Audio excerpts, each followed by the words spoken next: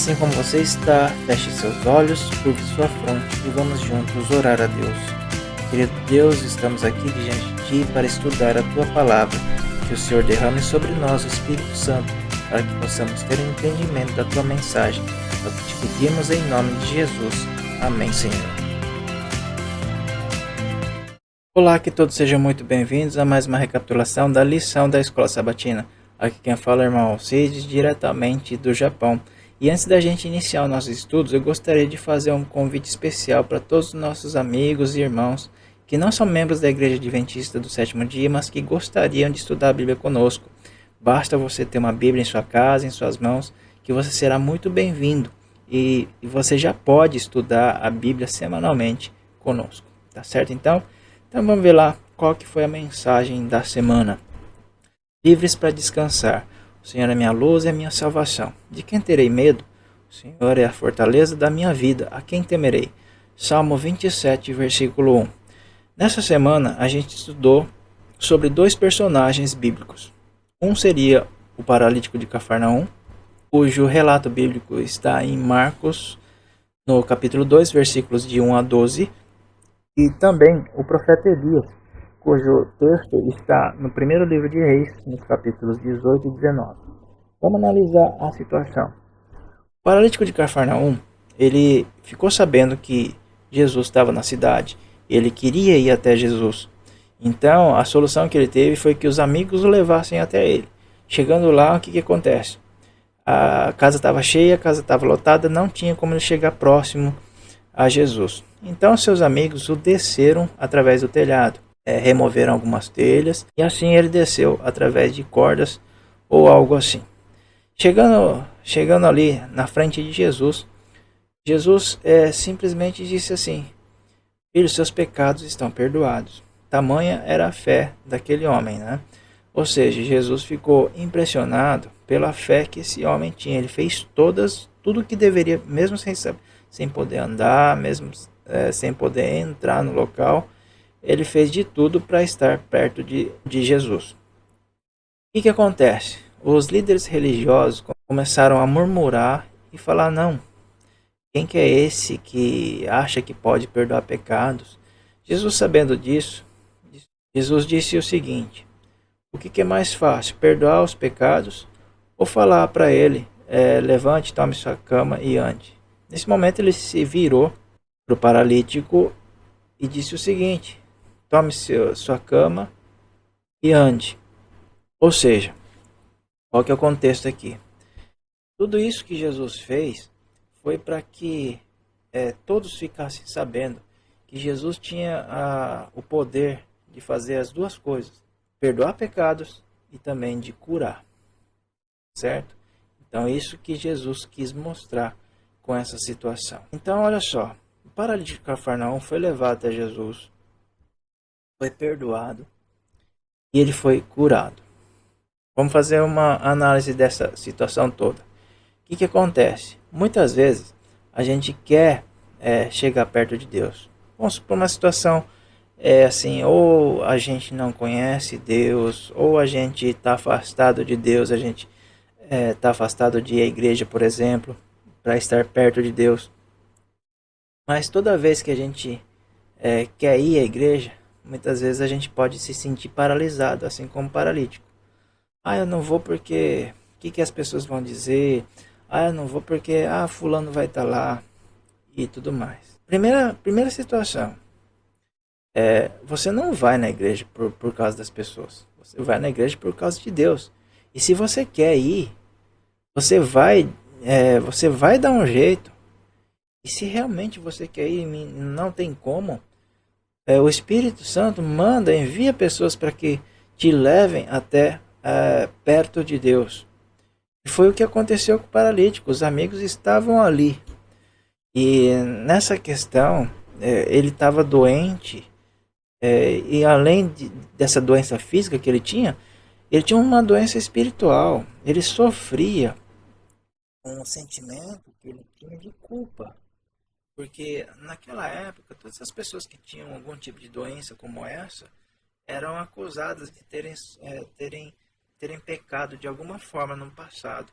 Esse era o que mais afligia esse paralítico. Ou seja, ele estava mais espiritualmente doente do que fisicamente. Por que mais espiritualmente doente? Porque ele sofria com essa sensação de culpa, esse sentimento de pecado, de achar que ter a última esperança, que Deus não poderia salvá-lo, perdoá-lo dos pecados. Mas foi isso que Jesus viu.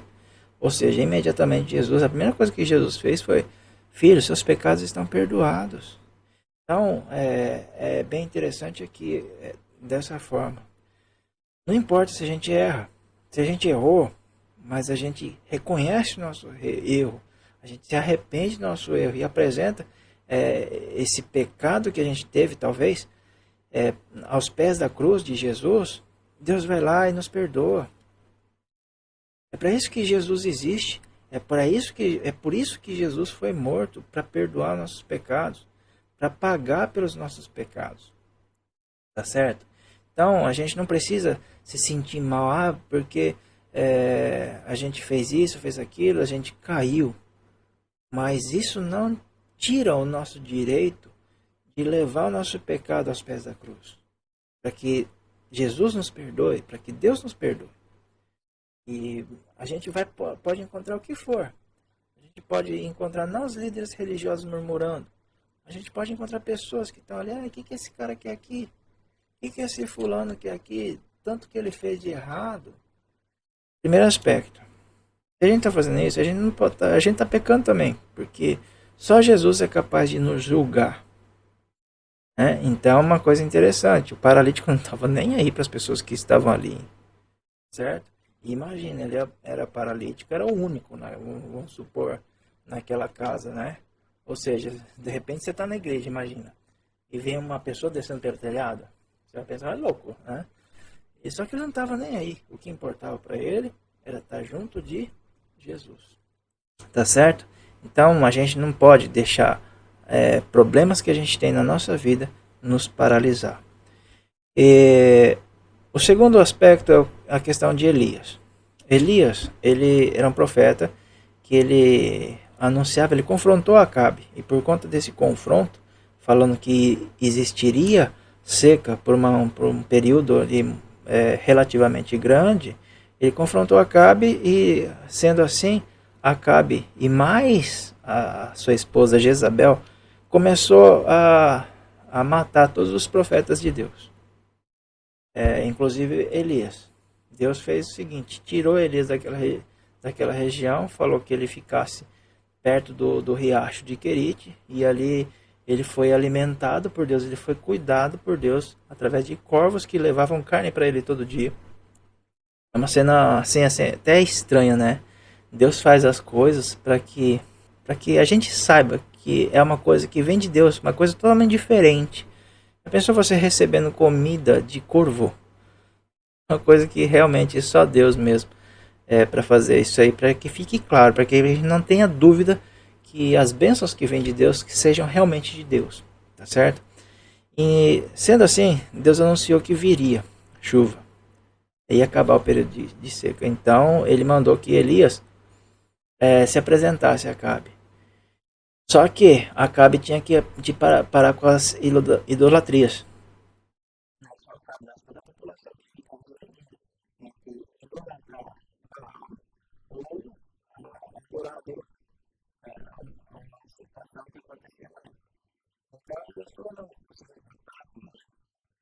Sendo assim, Elias fez um desafio para todos os profetas, né? Desafio para Acabe que estendesse aos profetas. Ou seja, vamos ver o seguinte: vamos fazer uma situação aqui. Seus profetas vão oferecer um novilho em sacrifício, em oferta a Deus, ao Deus Baal. E eu vou fazer o meu sacrifício, minha oferta para o meu Deus. A quem for atendido, esse será o Deus verdadeiro.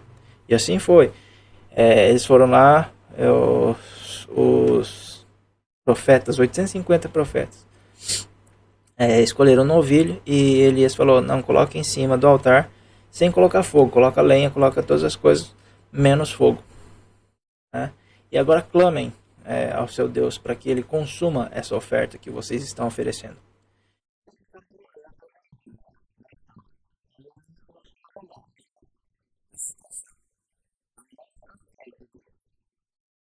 Ou seja, Elias começou a falar assim: grita mais alto, que talvez eles estão, talvez o Deus Baal de vocês esteja dormindo, ou foi viajar, ou foi no banheiro, alguma coisa nesse sentido. E até a tarde eles começaram a se machucar, a se flagelar, né?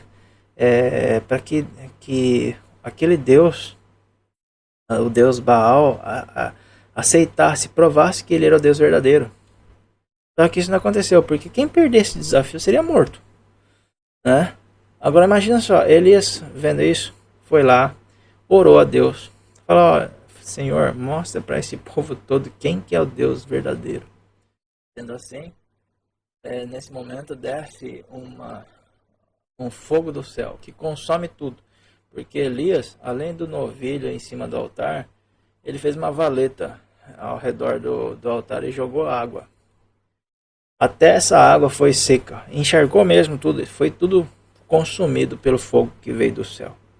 Sendo assim, Elias foi lá, mandou prender todos esses profetas. Falou para a população: agora prenda todos esses profetas. Levou para uma região ali e ali deu cabo dessas pessoas. E Elias achou que estava tudo certo e Acabe foi lá e falou para sua mulher Jezabel. E Elias tinha ido orar numa região. Jezabel mandou um mensageiro para Elias e disse assim para Elias: a mesma coisa que você fez com os meus profetas eu vou fazer com você, e você vai estar morto amanhã. O que acontece? Elias fugiu. Elias fugiu de medo. Ele chegou no momento: eu estou cansado disso. Estou cansado disso. Ele pediu para Deus que tirasse sua vida, que estava cansado demais. Ele não queria mais viver. Senhor, tira minha vida. Tira minha vida, que eu não sou melhor que meus pais. Então, isso é bem interessante, essa situação, porque ele acabou adormecendo, e nisso, a hora que ele acordou, com um anjo com pães sobre brasas ali para ele se alimentar. Ele adormeceu de novo e depois acordou. Se alimente, coma mais um pouco, que a sua jornada vai ser longa. Depois que ele se revigorou, ou seja, Elias ele teve um ataque de pânico naquele momento. Ele ficou depressivo. Quantas e quantas vezes não acontece conosco? A gente tem depressão. Depressão é uma doença. Ele tinha passado o dia inteiro ouvindo aquelas pessoas clamarem o Deus Baal. E além disso, ele foi lá, ele fez a mesma situação, só que Deus atendeu. Acabando disso tudo, ele foi lá e matou 850 profetas. Né? E ele achando que estava tudo certo, vem a rainha, né, Jezabel, e fala: não, eu vou te matar. Só isso. Ele fugiu de medo. Um ataque de pânico. Qual que é a história aqui? Você pode ser cristão e muitas vezes, mesmo sendo cristão, a gente não está livre desses problemas, dessas circunstâncias que acontecem na nossa vida. Se a gente passa uma situação diferente daquilo que a gente está acostumado, algum problema que existe, por mais fé que a gente tenha, a gente pode cair, a gente pode fugir, porque depressão, essas síndromes que existem hoje e que sempre existiram, só que hoje a gente olha com um olhar mais clínico para essas situações. É uma doença. Depressão é uma doença que tem que ser levada a sério.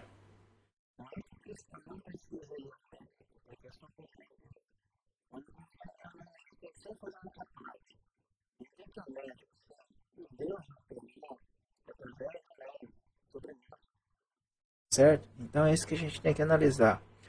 A gente pode ser o cristão, mas a gente é humano, a gente não é perfeito. E o mais importante dessa história é o seguinte: ele sempre foi fiel a Deus.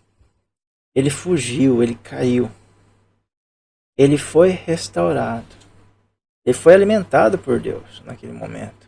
Deus não o julgou, falou: então você não presta para ser meu filho. Deus não fez nada disso. Deus cuidou. Assim como cuida de você, cuida de cada um de nós. A gente só tem que confiar que Deus vai providenciar todas as coisas para que se resolvam todos os problemas da nossa vida. Sendo assim, ele foi restaurado. Ele foi lá, ele orou mais uma vez, seguiu as instruções de Deus, porque ele tinha mais um sucessor para que ele ensinasse tudo o que ele sabia, que foi Eliseu. E depois disso ele ungiu mais um rei. Ele foi levado aos céus, ele foi levado aos céus por uma carruagem de fogo. Ele não passou pela morte. E ele está no céu junto de Jesus. Ele, Moisés, eles não tiveram que passar. Aliás, Moisés passou pela morte. Mas Jesus levou Moisés para o céu. Certo? Mas isso é um tema para um próximo estudo. Então, qual que é a conclusão que a gente tem que ter nessa lição, tem para essa semana? Com a contínua mudança de circunstâncias, e mudanças também em nossa experiência. E por essas mudanças ficamos frustrados ou deprimidos. Mas a mudança de circunstâncias não tem poder para mudar a relação de Deus para conosco. Ele é mesmo ontem, hoje e eternamente. E pede-nos que tenhamos incondicional confiança em seu amor. Pode acontecer todas as coisas nessa vida, mas a gente sempre tem que ter o quê? A gente tem que ter fé, ter confiança em Deus. Mesmo nesse período de pandemia, que muitas pessoas estão doentes em hospitais, muitas famílias perderam entes queridos em hospitais também, ou em hospitais em qualquer situação. Então, toda vez que a gente passa uma circunstância dessa, a gente tem que confiar em Deus. Muitas vezes acontece de uma pessoa estar no leito de morte, talvez um câncer, uma doença terminal, ele acha que, aliás, ele pode passar pela mesma situação de Elias. O Senhor, tira minha vida, eu estou cansado. Deus está no comando de todas as coisas. Se a pessoa teve oportunidade ali de estar, né, em estágio terminal, doente, é porque Deus foi misericordioso. É assim que eu vejo as coisas. Deus está sendo misericordioso para que a pessoa possa, nesse momento, estar refletindo e aceitar Jesus. Eu não estou falando assim porque eu nunca passei por uma situação dessa. Eu passei por uma situação dessa. Minha mãe ficou quase um ano doente, uma doença que acabou com a sua morte. Mas antes disso, antes dela morrer, dela se descansar, ela aceitou Jesus. Isso é o mais maravilhoso. Ela sempre foi de outra religião, uma religião ecumênica, como todos os descendentes de japoneses antigamente eram, né? São tementes a outros deuses, a Buda, mistura o catolicismo junto, mistura outras religiões também junto, e em determinado momento ela aceitou. Depois de oração em oração, ela aceitou Jesus. Ou seja, então eu tive assim a experiência mais divina. Não pelo fato da minha mãe ter morrido, mas pelo fato dela ter aceitado Jesus e eu poder ter a esperança de reencontrá-la no dia da ressurreição. Tá certo então? E essa esperança que deve mover a nossa vida. A confiança, a fé em Cristo Jesus. Tá certo? Essa foi a lição dessa semana. Vamos mais uma vez orar a Deus. Assim como você está, feche seus olhos, curve sua fronte e vamos juntos falar com Deus. Querido Deus, te agradeço mais uma vez por mais essa oportunidade de estudar a tua palavra. Que o Senhor esteja conosco, Pai. Que o Senhor possa nos abençoar. Que o Senhor possa aumentar a nossa fé, Senhor. Que nós possamos confiar mais em Ti, Senhor. Que o Senhor possa nos ensinar todas essas coisas. Querido Deus, que você esteja com todas as pessoas que estão doentes por conta desse Covid e de outras doenças mais. E nos aflige a cada dia que passa. Que o Senhor seja o médico dos médicos para essas pessoas, Senhor. E que o Senhor conforte o coração das famílias enlutadas. E sabemos, Senhor, que esses são sinais e toda essa história do mal que prevalece sobre esse mundo vai terminar com a vinda do nosso Senhor Jesus Cristo, Senhor, que vem para nos buscar em breve. Querido Deus, por todas essas coisas eu te agradeço e peço em nome de Jesus. Amém, Senhor. Essa foi a lição dessa semana e todos vocês que possam estar com Deus, que Deus esteja com todos vocês, Deus abençoe a cada um de vocês e até a próxima. Forte abraço. Tchau.